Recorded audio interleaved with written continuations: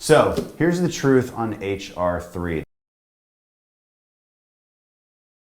There was another interesting study done in California which showed that of 25 FDA-approved drugs over the last 10 years, under these rules, only 3 of them would have actually been approved. That's kind of a scary thing and that's to think why about. it doesn't have to be an either or. There are things you can do to get new medicines to market and bring down prices. We did it with EpiPen as Republicans. Remember the EpiPen issue?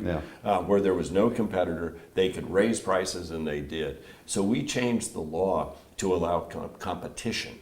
Right. And as a result, now there's competition. My wife used to use an EpiPen, or at least carry one. Her doctor said, well, you probably don't have to have it. You can probably use Benadryl. Not everybody had that choice. But when that EpiPen went from $160 to $400 or $500 or $600, she made the choice, went back to Benadryl. Right. And some people can't make that choice. So what we said is, why don't we change this? So we changed how the Food and Drug Administration approves new drugs and medical devices. Right. And within the first year of getting that in place, they approved a record number, 1,171 new generic drugs into the market. And now we have a competitor, EpiPen, and a whole bunch of other competitors. And then we discovered some other issues, which we can get into later, Right. about how to stop the gaming in the system that Right. we identified, so we get consumer choice, innovation, and lower price.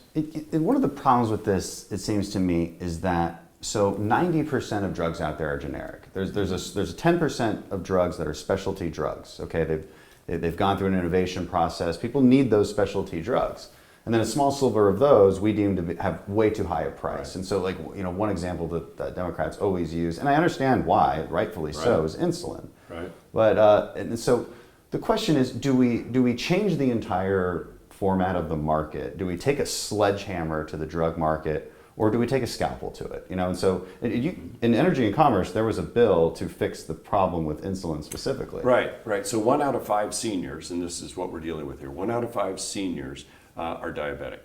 And so when it comes to insulin, we wanted to take the savings that were already in the system or would be negotiated in the system and make sure when you go to the counter at your local pharmacy to get your insulin, all that savings went to you, Right. the senior consumer.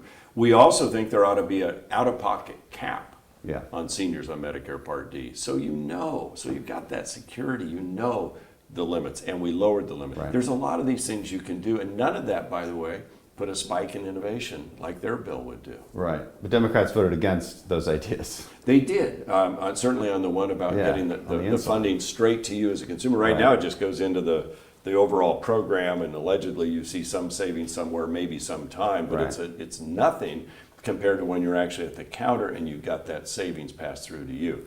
Most of what happens, they just want to go spend the money on more government. Yeah, and it gets to this problem of oversimplifying complex issues. And I think, again, it's easy to say, hey, we're the party that wants to lower drug prices, but then the solution to do it has serious consequences that they just ignore. And I think as responsible lawmakers, we have to take those consequences into account. It's like I said, we can actually do it. We can actually have it both ways here.